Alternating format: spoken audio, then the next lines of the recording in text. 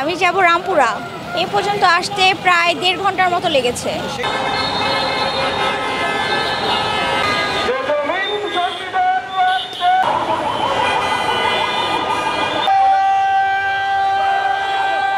ভাই আমি আসছি মগবাজার থেকে আসছি, এই 3 ঘন্টা বসিয়া এই টাইমে কাটছি।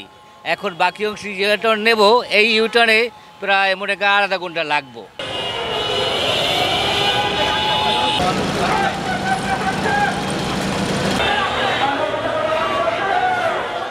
রাস্তাঘাটটা পুলিশের ফাঁকা করে দেওয়া উচিত ছিল। মিটিং হচ্ছে হলো আপনার সরাদি পার্কে, এখান থেকে তো রাস্তাটা আপনার ক্লিয়ার করে রাখা উচিত ছিল। গাড়িগুলা একেবারে বন্ধ করে দিলে ভালো হতো, যাতে জনগণ সকালে না বাসাতে বেরোতে পারতো না।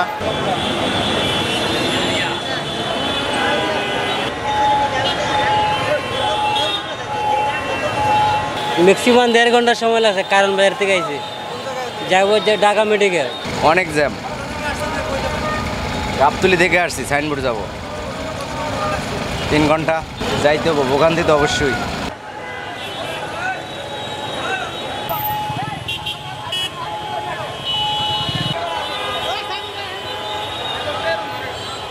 আসছি হাজারীবাগ থেকে, যাবো হয়েছে রমনা পার্কের বিকারুন্নাসা স্কুলের পাশে অফিসার্স ক্লাব। প্রায় 1 ঘন্টার বেশি সময় লাগছে এই যে এই সিগন্যাল থেকে এই সিগন্যাল পর্যন্ত আসতে। করণীয় কিছু নাই, কিন্তু ওই ট্রাফিক পুলিশ যারা আছে তারা যদি নিয়ম শৃঙ্খলা বজায় রেখা সিগন্যাল চালায় তাইলে আমাদের জন্য সহজ হয় আর কি।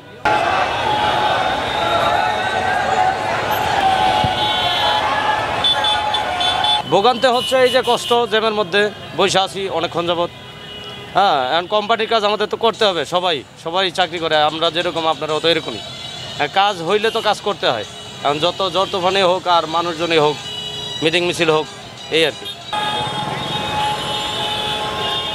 এটা তো প্রতিদিন না, এটা তো একদিনের জন্য। এখন যদি একদিনের বাইরে যদি অপেক্ষা না করতে পারে, তাহলে তো আমরা মানুষের ভিতরে পড়লাম না। আমরা একটা ড্রাইভার মানুষ, আমরা যদি অপেক্ষা করতে পারি, আমরা পৃথিবীর ভিতরে আমরা ধৈর্য, আমরা ধৈর্য দেখে কিন্তু আমরা চাকরি করতে পারতে আছি। এই ধৈর্য দেখে আপনার মানুষের কোনো বুড়ার থাকলেও আমরা কিছু বলি না।